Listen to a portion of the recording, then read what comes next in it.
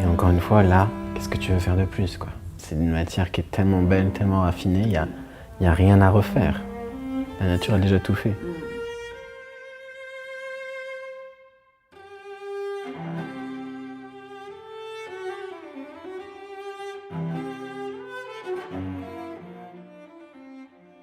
Je m'appelle Maxime Leroy et je suis artisan plumassier. Raconte comment t'es arrivé sur la plume. J'ai fait un bac littéraire.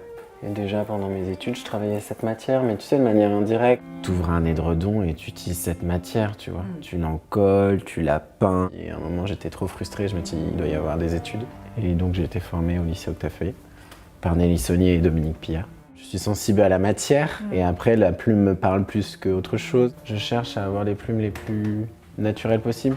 L'oiseau souffre pas de la plume de mue. Les plumes, elles ont déjà vécu, elles sont déjà pas mal abîmées.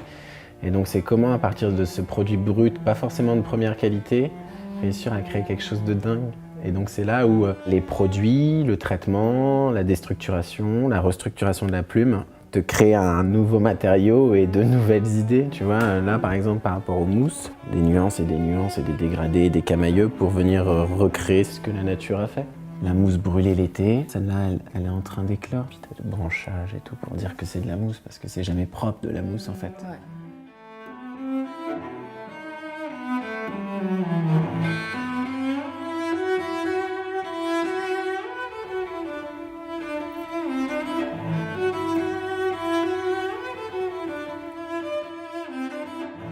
Le serpent au début sur la guitare elle devait être black. Et quand j'ai reçu cette loupe d'olivier là, c'est tellement beau. Je sais pas si t'as vu, il y a des marbrures dorées, c'est vraiment trop joli. Parce que c'est ça la beauté du mec, c'est qu'il a réfléchi son truc. Si je lui fais ça, c'est terminé. Hein. Tout le travail du luthier, je vais lui bouffer son taf quoi. Comme si je volais la vedette à quelqu'un alors qu'on est sur une collab, on est toujours sur une équité. Tu rentres dans l'intimité de l'objet, l'intimité de la matière et tu la rends autrement. C'est comme ça que le produit a son âme.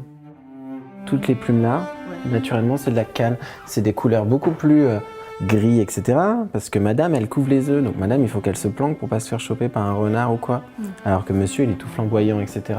Donc c'est ça aussi, il faut que tu aies une culture de la plume, de la matière et te dire, bon, si je teins pas, si je reste en couleur en plus neutre possible, qu'est-ce qui va marcher, qu'est-ce qui va pas marcher, quelle plume il me faut, est-ce qu'il me la faut rigide comme ça, ou très dufteuse, ou...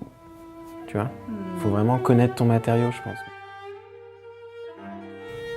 Les insectes, avec mes élèves, regarde ce que mes élèves font, comme c'est magnifique. Wow. Ah là, c'est la robe de mariée de Jay. Tu vois, ils se font des hugs et tout, donc il fallait que ce soit méga résistant. La plumasserie traditionnelle voudrait que quand je la colle et je plaque comme ça. Ça va bouger, ça va se... Ouais. Comment la faire résistante? Le problème, il est là. Donc si tu pinces le problème avec de la colle, il n'y a plus de matière qui peut bouger. Et ça te fait un truc ultra graphique, écaille, ça c'est ma signature. Là où il y a des zones de trous, très léger, hein, encore une fois.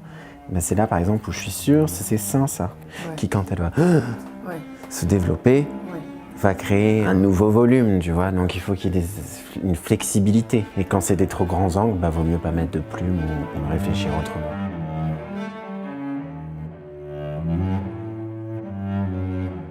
J'ai rencontré des ébénistes, donc c'est Ludwig et Dominique, qui sont maîtres d'art. Et ils me montrent que même Bugatti, quand il a fait sa chaise avec du parchemin, etc., il avait déjà pensé la pièce pour que ce soit restauré par quelqu'un plus tard. Le fait de pouvoir enlever, refaire, reconstruire, comme la moto du Palais de Tokyo. C'est ce qui fait que ton produit traversera le temps et te survivra.